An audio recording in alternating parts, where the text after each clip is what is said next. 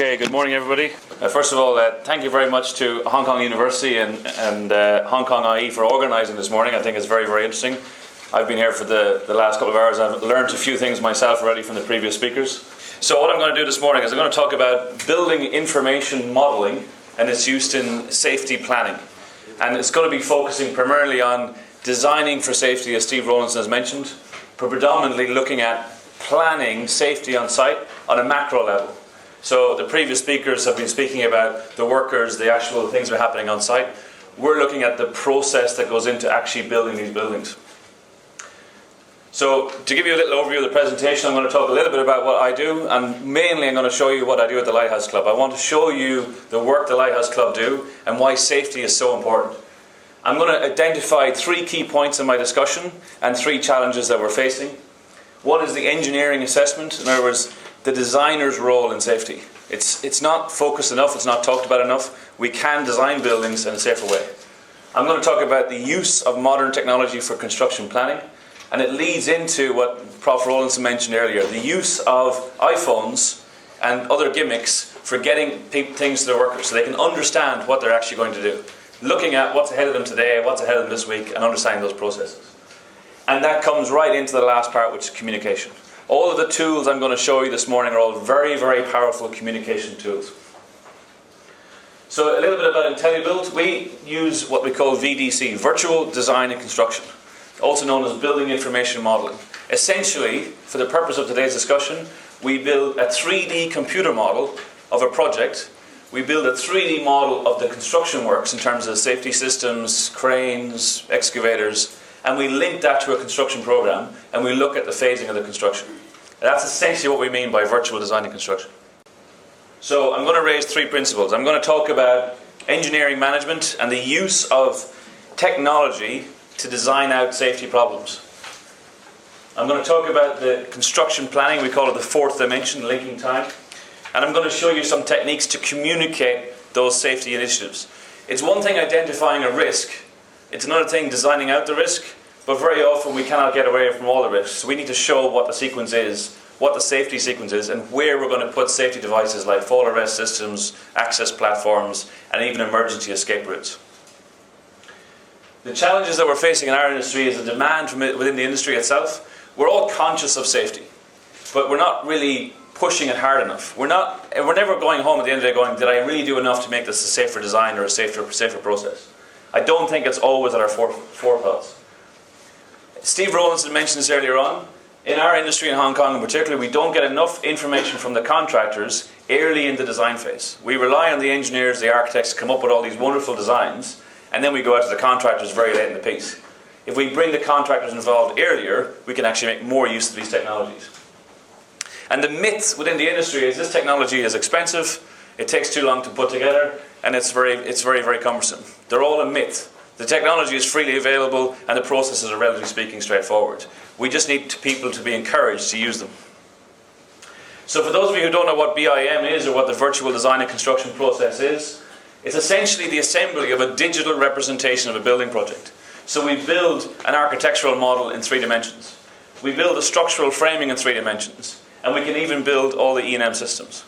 What I'm going to show you today focuses predominantly on the structural engineering aspects. I'm a structural engineer, a member of the Hong Kong IE. It's something I understand very, very well. So I'm going to focus on that this morning. Once you've built your design models, they are then passed towards the contractor for them to build the building and use these tools to plan the construction works. We can use the models for construction sequencing, we can use the models for pricing, we can even use the models for facility management. One good example that we're doing at the moment is the Cathay cargo terminal. This is probably the most sophisticated application of the technology in Hong Kong. We're working for the Gammon Hip-Hing joint venture in collaboration with Cathay Pacific Cargo Services, and we have built a complete virtualization of the building. So there's a full structural model that we're building with the Gammon team. There's a full architectural model which we're using for all the ABWF walls. We've modeled all the mechanical systems, all the electrical systems, all the fire protection systems, the plumbing and drainage systems, and we've then used these models to analyze the building. We've used the models to analyze the building from a coordination perspective. Does everything fit in the building? But when you look at some of the output that comes from the analysis, this building has got very, very high floor heights. So we're operating in 10 to 12 metres of clear space. So it's one thing to say, oh, this piece of duct is clashing with the concrete. This happens on site all the time. We've all seen this on site. A guy comes along, the concrete doesn't fit. That means putting more workers on site to put it in the right place. It means taking stuff down, and it means putting stuff back. If we can improve the coordination of the design stage, we have less problems on site, less reworking on site, so we are exposing less workers to site conditions. In this case, we can also look at how do we actually get up there and put the ductwork in. On this project, we're using scissor lifts, and we're actually using some very, very large lifting equipment to place all these objects. So it's again getting the workers to understand, okay, this all looks good, but how do we actually put that ductwork in place? So we've been resolving problems with pump rooms, resolving problems with staircases, resolving problems with drainage systems, resolving problems with air conditioning systems. Every time we find a problem and resolve it in the design documents, it's one less problem that we need to worry about on site. And that has got to be good for safety. So I've got 3 case studies. One of them is very relevant to Hong Kong U. As most of you may or may not know, they're building the new Centennial campus, literally 150 metres from here. And Gammon are doing the construction. During the tender stage, in an 8-week, 10-week period, we worked with Hipping Construction to do an evaluation of the excavation ladder stability system. The purpose was not one of safety as a primary. The purpose was to work out how good are the drawings and what are the actual sequences we have to consider.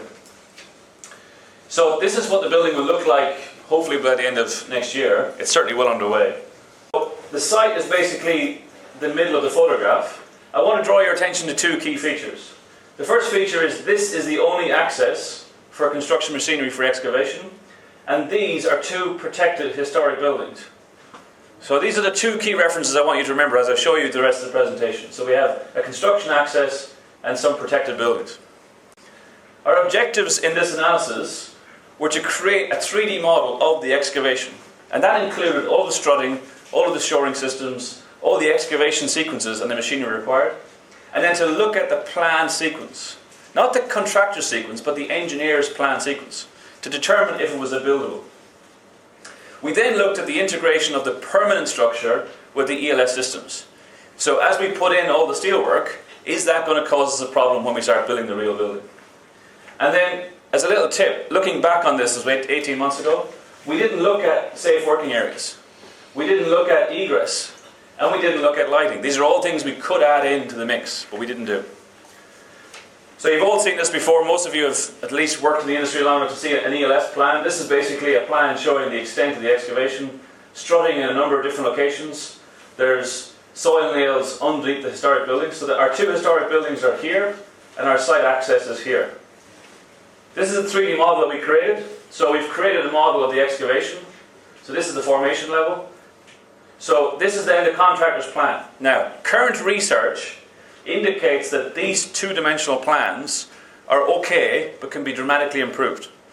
And here's how we dramatically improve a 2D plan. This shows the location of the tower cranes, it shows the casting of the footings, and it shows where the actual construction equipment is. This is the Hipping construction layout, which they gave to the client and said, we figured out your building. And then they showed the client something a little bit different. They showed them the 3D model that we put together, and I'm going to give you a quick demonstration. So this is the 3D model. You've got our 2 historic buildings here. We've got our road access where you can see the trucks coming in. As the model comes into a 3D view, you start to realize that there's a very big difference in level from the south of the site to the north of the site. So on the south of the site we have a shallow excavation, which is actually an open cut excavation, whereas on the north of the site we have these 2 protected buildings which end up on the top of a 40-metre high retained wall. So you've got a very, very complicated excavation to be carried out. So by building the model, there's nothing being animated in the model. All that's happening is I'm moving through the model. I'm getting an understanding of what I have to build. So the contractor has got a clearer understanding. Now, one of the things the research points out, and one of the things that Professor Rowlandson hinted at this morning, I'm standing here as a structural engineer with more than 15 years of experience in the industry. I'm not qualified to analyse that model for safety hazards. I know what it looks like, I know what's going to be moving, trucks moving around, but I could not do an audit and tell you where all the issues are.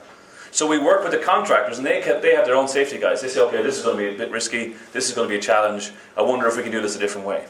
We enable them to get a better understanding of what the project's about, so they can then start making engineering decisions. They can make engineering judgments. They can make changes to some of these layouts. Is a soil nail retained wall the right sequence? Is this shoring going to work? So we use the model to look at this excavation. We then look at the model in terms of the phasing of the works. So the next thing we have to do is we have to build pad foundations. So the computer model will now show us, as the operator gets into this. So we turn on the pad foundations. So we say bye-bye to the crane. We build the first stage of footings. We put in some tower cranes on the site as per our plan. We install the second stage of footings. Come on, hurry up. It never goes fast enough in Hong Kong. We then build the first lift of the vertical structure, and then we go and start looking at, okay, so 3 months down the road, what will this construction site look like? And what problems are we likely to face? And you instantaneously see that the ELS, which was developed by a civil engineer, is not correlated with this permanent structure. So you have ELS passing through retaining shear walls, you've got ELS clashing with columns, you've got exposed piling, which is supposed to be underground, but it's actually coming out of the ground. So these are all issues that we discover. These all have an impact on the construction sequence. They all have an impact potentially on safety. It's worth pointing out we didn't do any safety analysis on this. It's just demonstrating how you could use the technology. So moving on, because that model takes a while to go through, in the interest of time, what I've done in the last 2 weeks, once I put my hand up and said I would like to speak this morning, I've done some research and I've printed in my handout the references I've been reading. The research is ongoing in the US, in Europe, and even in Asia, particularly with Steve Rowlandson and some people in Thailand, is looking how do we use these tools from an engineering perspective. So they're looking at site layouts. Can we actually model a site? Can we understand where the trucks will come in? Can we do swept path analysis? Can we create a safe environment to work in? We can look at fall protection systems integrated with the structure. I'm going to show you an example that they've done in Finland. And then we can use methods to assess alternatives. One of the things that people are looking at is rule-based hazard identification. We can take a computer model and we can ask it to tell us where a height from an edge of a slab is greater than a certain distance. So if I want to know where every slab is more than 2.5 meters off a surface below, the model can identify all those slab edges. So I can instantaneously identify where, anywhere in the construction phase, I may have a potential risk of falling from height. All of these things lead to one thing. If we virtually observe, it's a lot better than imagining what the drawing is telling us. So rather than looking at a 2D site plan, if we look at a virtual model and we can see what's happening, we can instigate a conversation about safety. Is this really the best way to build this building? So the leaders in this research at the moment, from what I can determine, is an organisation called VTT, which are in Finland. This is a model they've done for a project for the Skanska headquarters in Finland. It's a similar model to what we've done here, but look at the detail that these guys get into. This is the shoring installation. This is the raking member installation for the formwork. This is the formwork paneling. Then they get down to the handrails. So they've actually modelled every single handrail required. They've modelled the netting required, and you can see the handrails. This is all being done in the design phase. So there's nothing being built, nobody's on site. This is all being done in the design phase. And this is the good part. The handrails, which are designed here, are designed with the structural engineer and the contractor into the structural frame. So as they put up the steelwork, as they pour the concrete, they're actually building the fixings required for the handrails. It's not an afterthought. It's not, oh, we've got an edge of concrete here, we've got to go and drill fix in the handrail. They're actually deliberately building and designing the handrails. So in this case, they've put them in a specific location so they can protect the edge of the slab and they can install these walls, precast walls. So they're showing the sequence, right, we're going to put in the posts for the handrails, and then Joe's going to come along and he's going to put in the planking for the handrails. But the fixings required for the handrail is designed into the building, so as the engineer sends his drawings to the fabricator, he's putting in all the connections required for the handrails. It's not an afterthought. And again, they're using the models to analyse what the building looks like on a day-by-day basis. One of the challenges identified in all of the research is that a site is a very dynamic environment. Every day on a site is different, where the positions of the equipment is, everything else. It's one of the limits of technology. We cannot plan out every single activity, but we can get a very good understanding on a week-by-week basis what the site is going to look like and where the potential risks are. So this is another project we've done. Again, this was done at the tender stage. So this is typically when we get involved. We have a set of 2D dimensional drawings, and we're given those by the contractor, and the contractor says, we have to build this building. Can you do an audit for us and tell us where the problems are? So this is the Hennessy Centre in Causeway Bay. So in this case, Hipping were engaging us to do the tender. For this particular project, Hysan have a much higher demand for safety. So very similar to MTR, they have very specific demands of their contractors in regards to safety. They wanted us to look at the strutting excavation as usual. They wanted us to look at the sequence, but they wanted us to identify risks in relation to falling from height. The real problem with this project is its location. It is literally the entire footprint of the site, developed in Causeway Bay with very large crowds around. There is no room for error, and there's no room for actual site logistics. Everything has to be managed within the site. It's very complicated. So as I say, Hysan were very involved. They were demanding very good safety systems. They wanted to understand, had we understood all the fall protection systems, and could we illustrate that sequence? So for this project, we use the same technology. We've built a computer model. Let's see if this works. Here we go. TC, there your MTR island line tubes. Just so you know, we were actually paying attention to what the MTR were doing. We have a rock excavation inside the basement. So this is the actual footprint of the Hysan Hennessy Centre, the original building. And we have to do a rock excavation, install 8 layers of strutting, and then create basically footings in rock. So we're using the same technology. We've created our 3D model. We've created our construction equipment. We've even put in a notional worker. He's only there to give you, the viewer, a sense of scale. Because we look at these models, we very often forget how big and how complicated these projects are. So Bob the Builder is there for scale. You can see a construction sequence for a piece of concrete. With the technology, and this is because it's a deep excavation, we can actually cut live sections through the model. So we can actually cut the model in any direction we want. So we're not just looking at what we can visually see, we can actually look at stuff that's outside of peripheral vision. So when the operator is finished mucking around with this, you'll be able to see the relationship between, here he comes, anytime now. You'll see the relationship, the relationship between the MTR island line tunnels, our formation level, our strutting levels, and to actually build the other half of this footing, we have to excavate below the level of the MTR line. So we're actually going down on the MTR line. So now we can understand, explains to the workers, you have to build this concrete first, then you can install this shoring, and then you can go down to the formation level. So we're actually looking at the sequence being demanded by the engineer. This instigates some very interesting conversations in a constructor's office during a tender going, okay, we have to plan for this, we have to allow for that, this is a potentially risky job, we have to notify the MTR. And interestingly, when they were doing this work, you could actually feel some of the excavation in the MTR platforms. You could actually feel the vibration of the excavators. Didn't do any damage, but you could feel it. Then we looked at, again, the clashing between the permanent structure, the orange or the permanent structure. The technology allows us to identify if there's a clash between what's going to be built permanently and what's being built temporarily. You can imagine the problems we would have with BD and GEO if we wanted to reconfigure the ELS halfway through the construction sequence because it was clashing with a column. So here we could get a very good understanding of, okay, we're going to have to make some amendments to the ELS before we install the ELS in order for us to be able to build a permanent structure. And again, it's part of good engineering analysis. But if you look at this video, at this stage in the process, I'm just going to pause this here. There we go. There's nothing in here about handrails and platforms, etc., etc. We've just looked at the methodology. To satisfy the client's requirements, we took this to the next stage. This is an animated video of the same building construction sequence. But what we're doing here is we're actually satisfying the client that we've looked at construction locations, and those of you with keen eye will realize the excavator is actually clashing with the ELS.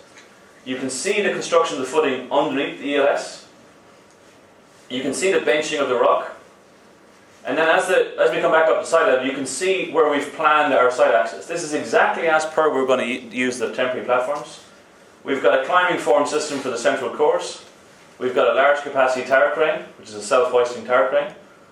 And then as the building comes out of the ground, and working at height becomes an issue as we get away from the excavation, we've installed a full enclosed screen, so you can see the screen that we've enclosed. And then on every floor, as the screen goes up with the slabs, we're installing basically a handrail on the edge of every floor.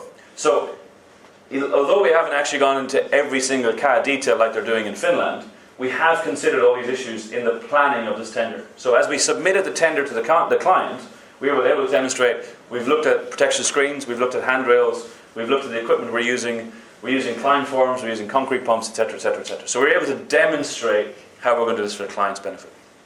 So that's how we can use the technology for the client. But we're more interested in saving lives, we're more interested in reducing accidents. So how do we make this relevant to the guy on the site?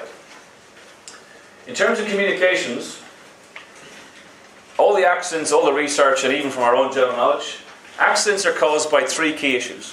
One is inappropriate work planning. So by using the technology, we can, at a macro level, look at the sequence of planning. Another cause is inadequate supervision, and another cause is insufficient communication. If we deal with communication, we have, as Steve pointed out, in the modern world, readily available instant visualization technology. The TV company will be there before the management are there. We can use that same technology to our advantage. We can use it to demonstrate work sequences for the workers. We can use it as an orientation tool. So before you go out on site, you need to sit down and look at, okay, this is the planned sequence, or this is the planned methodology we intend to use. And you can use it as a review and discussion tool. It's not a one-way communication medium. Well, please stop the video. I think we should be putting in handrails in these locations. So here's a demonstration of a video we did a couple of years ago for a company called InteliBuild. It's a precast facade system. It was done to demonstrate every single activity. And unfortunately, because we weren't thinking about it, we haven't shown any of the protection systems around the edge. So this is, again, not done deliberately for safety, but it just shows you what can be done with this technology. So it shows a pre-assembled facade panel. It shows all of the starting rebar, so we know where there's going to be risks in terms of rebar. It shows all the connections which are required to stabilize that panel, so it stops the panel falling off the building. And then we look at, basically, this is what it should look like when it's in place. So this is at a level of detail that a worker who's working on the site can understand, and he can visualize, rather than looking at 2D drawings, this is what I'm going to be putting up. The truck arrives to a safe location on site, and the next panel is lifted up. If I was doing a safety audit, the first question I'm going to ask is, how in the hell do I get up and take those hooks off? Right, so that's another issue, is how do you actually get access to these particular things? Not dealt with in the video. You can then see, okay, this is a weathering detail, this is for the benefit of the architect, this is how we're going to do the weathering. But you can see that we've got rebar started wires behind the panel. And then as the camera comes back out, you'll see the strutting and restraints again. So we can use these kinds of technologies on an iPhone and say, look, this is what we're planning as a sequence. When we did this, the contractor, and more importantly the contractor's staff, the workers, came back with alternatives that we should do them in this sequence because it's actually more efficient. Or we should do them in this sequence because it's more efficient. And even because it might be even safer. The thing is, it's a communication tool. It allows us to go and engage with the workers, get their opinion, because they've got a lot more knowledge and experience about building things than we have, and then actually implement that as a methodology for building the building. And again, if we're doing this at the design stage, because Steve was trying to get me to harp on about the designers, if we look at this kind of technology in the design stage, we can look at, are the precast panels the right size? Is the position of the walls adequate? Have we thought about an alternative way of doing it? Do we really need a formwork system for the walls, etc., etc., etc.? We can actually thrash out many, many ideas. Unfortunately, most engineers, most architects don't have enough construction practical experience in terms of how things get built. It's not of any fault, it's just that they're not exposed to it. So we need to have a contractor playing in this game as well. So as you bring the architect, the engineer, the visualization technology together, you need a construction advisor to give you some advice about, well, I would not put the tower crane there, I would put the tower crane there, I would put the concrete pump over here, I'd have access in these locations, etc., etc., etc. But getting good construction advice. So to wrap up my presentation, there's a couple of things that I've kind of picked out over the last couple of weeks. We need to look at three targets. We need to really harp on about the design for safety by architects and engineers. It's not in the architects and engineers' domain, and unless the client is chasing after it. The MTR is the exception to the rule in terms of getting designers to consider safety in their projects. We need to look at this 4D construction planning at the tender stage or earlier. So there's no point waiting until you give out the tender documents to the contractor and then realizing, well, this is going to be very risky. And then we need to look at making these models, making these presentations freely available on site. The technology exists. It's not very expensive. It's readily available. The guys coming out of college now will take to it very, very quickly. Even the guys of my age, because I haven't reached 45 yet. I'm not at the average construction age yet. We're ready to take on the technology. So it's making that more usable. So that's my three messages to take away, is get the architects involved, get the contractors involved earlier, and for God's sake, put it out amongst the workers on iPhones. And I'm taking that away from Steve Rawlinson. So thank you all very much.